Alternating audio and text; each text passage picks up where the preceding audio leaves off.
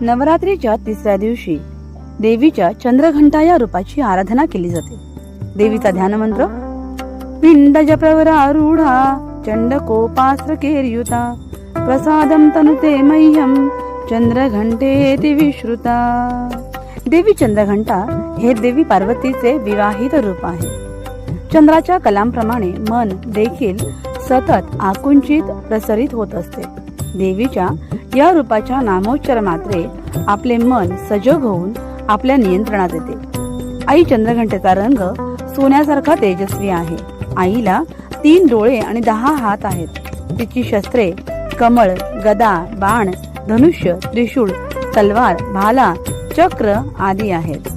चंद्रघंटा ही अग्नीसारखी तेजस्वी देवी आहे.